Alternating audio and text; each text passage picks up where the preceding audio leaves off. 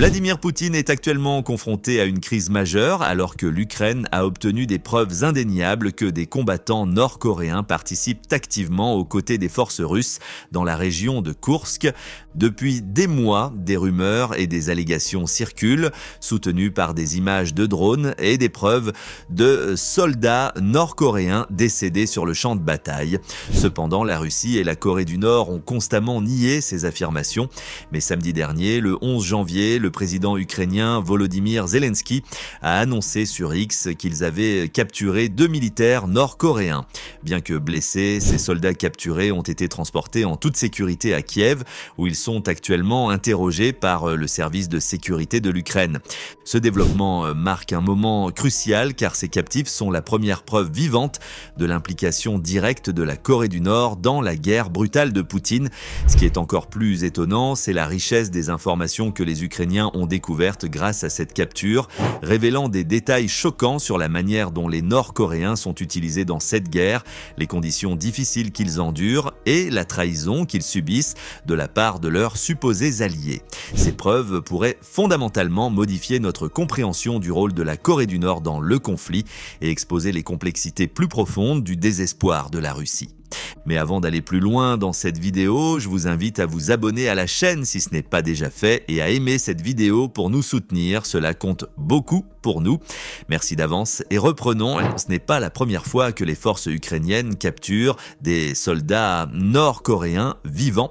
En décembre, l'agence de renseignement sud-coréenne a rapporté que l'Ukraine avait fait prisonnier un soldat nord-coréen blessé. On pensait qu'il était le premier prisonnier de guerre nord-coréen depuis que Pyongyang avait déployé des forces pour soutenir la Russie dans la guerre. Malheureusement, le soldat a subi de graves blessures et est finalement décédé avant de fournir des informations significatives au service de sécurité de l'Ukraine. Une photo prétendument montrant le soldat a ensuite commencé à circuler sur Telegram, alimentant davantage les spéculations sur l'implication directe de la Corée du Nord dans le conflit.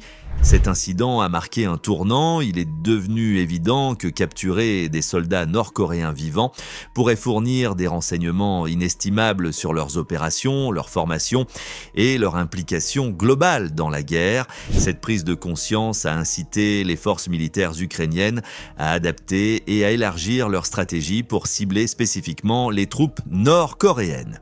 En octobre dernier, l'Ukraine a intégré la langue coréenne dans son projet « Je veux vivre », lancé en 2022 pour persuader les soldats russes de se rendre en leur offrant une désertion sécurisée. Ce projet inclut une hotline, des chatbots et des appels sur les réseaux sociaux, ayant déjà facilité la reddition de plus de 350 soldats russes. Dans le but d'attirer les soldats nord-coréens, l'Ukraine a diffusé des messages en coréen sur YouTube et X et a publié des messages sur Telegram, les encourageant à se rendre en promettant nourriture, abris et soins médicaux. Cependant, les Nord-Coréens, peu familiarisés avec les outils modernes et Internet, ont constitué un défi. En réponse, l'Ukraine a distribué des tracts en coréen sur les lignes de front, mettant en avant la promesse d'une vie meilleure en Corée du Sud avec des messages comme « Rendez-vous aujourd'hui et rejoignez la Corée du Sud demain ». L'efficacité de cette campagne n'est pas encore claire, mais elle vise à sauver des vies en offrant une alternative à la guerre. 2 soldats nord-coréens capturés en Ukraine sont actuellement en convalescence après avoir subi plusieurs blessures. Identifiés comme un fusilier de 20 ans et un tireur d'élite de 26 ans, ils ont révélé des informations intéressantes lors de leur interrogatoire. L'un d'eux a admis qu'il ignorait qu'il allait participer à la guerre en Ukraine, croyant initialement qu'il s'agissait d'un simple exercice militaire. Cela jette un éclairage nouveau sur les motivations des soldats nord-coréens envoyés en Russie. Depuis le début du conflit, on imaginait que ces soldats obéissaient aux ordres directs de Kim Jong-un, prêts à se sacrifier pour défendre le régime. Cependant, les témoignages des soldats capturés suggèrent qu'ils n'étaient pas informés de leur rôle réel. Ces soldats ont révélé qu'ils étaient arrivés en Russie en novembre, suivis d'une semaine de formation formation avant d'être envoyés sur le front. Ils étaient armés d'équipements vétustes et ne comprenaient pas les objectifs du conflit. Cela remet en question l'idée selon laquelle ces soldats nord-coréens étaient prêts à tout pour leur pays. Un précédent témoignage de 2019, celui de Ryu Song-hyan, un soldat qui a déserté pour fuir les conditions de vie extrêmes en Corée du Nord, montre que de nombreux soldats auraient accepté une mission en Russie dans l'espoir d'améliorer leurs conditions alimentaires. En plus des témoignages de ces soldats, une note manuscrite retrouvée sur un soldat tué sur le front en décembre montre une réalité humaine avec des soldats nord-coréens attachés à leurs racines et à leur famille, pris au piège dans un conflit qu'ils ne comprennent pas. Ces révélations bousculent le récit dominant sur la loyauté des soldats nord-coréens et montrent des hommes qui sont avant tout des victimes d'un système militaire impitoyable. Le soldat capturé a raconté avoir perdu plusieurs camarades dans les premières heures de son déploiement, confirmant les informations du renseignement ukrainien. Les troupes nord-coréennes subissent des pertes lourdes en Ukraine. Des législateurs sud-coréens rapportent que jusqu'à 300 soldats nord-coréens ont été tués et 2700 blessés.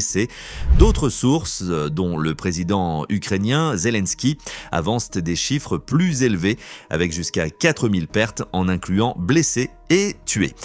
Mais pourquoi voit-on si peu de prisonniers nord-coréens malgré ces pertes? Selon le porte-parole du Conseil de sécurité nationale des États-Unis, John Kirby, beaucoup choisissent de se suicider plutôt que de se rendre par crainte des représailles contre leur famille en Corée du Nord. Sous le régime de Kim Jong-un, la capture ou la désertion est punie par des peines sévères, y compris la déportation ou l'exécution de plusieurs générations de la famille du soldat. Cette peur, combinée à un manque de préparation et d'équipements adaptés, place les soldats dans une situation désastreuse. Les troupes nord-coréennes, mal formées et mal équipées, n'ont jamais été confrontées à la guerre moderne, notamment aux drones de combat. Leur formation était précipitée et leur communication entravée par la barrière linguistique, ce qui a aggravé leur inefficacité. En plus de cela, les tactiques qu'ils utilisent, héritées de la guerre de Corée, sont obsolètes face aux stratégies modernes de l'Ukraine, basées sur la technologie et la mobilité. Cette mauvaise préparation explique en grande partie pourquoi ces troupes nord-coréennes sont décimées à un rythme aussi élevé, tandis que l'Ukraine continue de résister. Un soldat russe capturé a décrit les troupes nord-coréennes comme pas bien dans leur tête. Il a observé qu'elles ne sourient jamais, agissent avec dureté et semblent totalement dépourvues d'humanité. Selon lui, elles tirent sur tout ce qui bouge, drones, ombres et même leurs propres alliés, sans chercher à comprendre la situation. Ce comportement chaotique et imprudent non seulement réduit leur efficacité, mais met également leurs camarades en danger. Le soldat a aussi mentionné que les Nord-Coréens évitent toute interaction avec les troupes russes, probablement à cause de la barrière linguistique. Résultat, ces soldats se regroupent en petites unités, ce qui devient leur sentence de mort. L'artillerie ukrainienne et les frappes de drones anéantissent ces groupes en une seule attaque, et souvent les Nord-Coréens survivants continuent d'avancer sans se soucier de leur propre survie. Cette persistance presque mécanique découle probablement de leur conditionnement en Corée du Nord et de la peur des représailles contre leur famille en cas d'échec. Quant au sort de ces soldats capturés, il soulève une question tragique. Si un soldat veut rester en Ukraine, est-ce possible? Lorsqu'un soldat a été interrogé, il a hésité avant de demander si les Ukrainiens étaient de bonnes personnes. Après avoir reçu une assurance sur la situation, il a exprimé son désir de rester. Mais pour l'autre soldat, la réponse est plus complexe. Lorsqu'on a utilisé le terme « choson », nom que les Nord-Coréens donnent à leur pays, il a hoché la tête, probablement par crainte des représailles contre sa famille. Des experts conseillent de ne pas les renvoyer en Corée du Nord, surtout celui qui veut rester en Ukraine, car il risquerait une exécution à son retour. La meilleure option pour lui serait la Corée du Sud. Le président ukrainien Zelensky a déclaré que l'Ukraine serait prête à renvoyer les soldats nord-coréens, à condition d'un échange avec des prisonniers ukrainiens. Ceux qui veulent partager la vérité sur la guerre en Corée pourraient bénéficier d'options alternatives. Mais comment la Russie a-t-elle réagi à la capture de ces soldats nord-coréens? Au lieu de reconnaître leur présence, les Russes ont utilisé une fausse carte d'identité militaire. Cette carte prétendait que l'un des soldats était un local de la République russe. De tout va, mais elle était pleine de failles. Absence de photos, de signatures et un lieu de naissance erroné. Après investigation, Il s'est avéré que la personne nommée sur la carte, Anonin Aronin, n'avait rien à voir avec cette histoire. Il vivait à Aisne, travaillait dans la foresterie et n'avait aucun lien avec le métier de tailleur mentionné sur la carte. Mais pourquoi Touva? C'est une région de Russie avec une population majoritairement asiatique, donc les soldats nord-coréens pourraient passer pour des locaux. Pourtant, ce plan est voué à l'échec. D'abord, la langue. Les Nord-Coréens parlent coréen, pas russe. De plus, les Touvains, bien qu'ayant des traits similaires, parlent aussi le russe, ce qui aurait révélé la supercherie dès que les soldats auraient ouvert la bouche. En plus de ça, la culture et les comportements des Touvains sont complètement différents de ceux des Nord-Coréens. Les soldats nord-coréens se démarquent donc sur tous les plans, tactiques obsolètes, comportements inadaptés et couverture défectueuse. Les Ukrainiens ont facilement pu les capturer et récupérer des preuves, comme cette fausse carte d'identité. La guerre moderne est un terrain de jeu trop complexe pour ces soldats mal préparés. L'utilisation de la région de Touva pour dissimuler la présence des soldats nord-coréens en Russie est révélatrice de la manière dont le régime de Poutine perçoit ses propres citoyens, en particulier ceux issus de régions marginalisées. Touva, historiquement négligée et marquée par une pauvreté endémique, a été intégrée à l'Union soviétique relativement tard, en 1944, et souffre encore d'infrastructures défaillantes et de taux de chômage élevés. Ces régions, dont les habitants sont souvent issus de minorités ethniques, se retrouvent fréquemment à la ligne de front des conflits, une sorte de sacrifice au nom de l'État centralisé. En associant des soldats nord-coréens à cette région ethniquement distincte, Moscou semble espérer que les apparences suffiront à dissimuler leur origine tout en exploitant les divisions régionales et ethniques qui existent en Russie.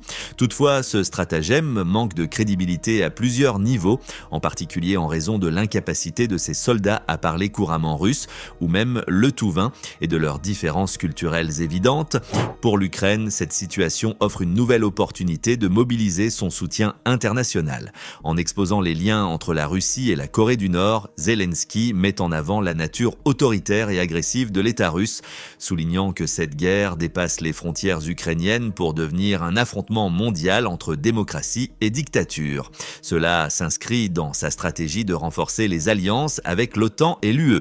De plus, la coopération entre la Corée du Nord et la Russie présente des préoccupations supplémentaires pour la Corée du Sud, qui voit d'un mauvais œil l'accès de Pyongyang aux technologies militaires russes avancées, notamment dans le domaine des missiles et des drones. Cette alliance pourrait renforcer la menace perçue de la Corée du Nord, déjà dotée d'armes nucléaires. Face à ces développements, la Corée du Sud intensifie sa diplomatie et ses préparatifs militaires, collaborant avec ses alliés pour renforcer les sanctions et se préparer à de potentielles escalades militaires. Dans cette dynamique, le sort des soldats nord-coréens capturés en Ukraine reste flou, mais pourrait offrir des informations stratégiques importantes pour la suite du conflit.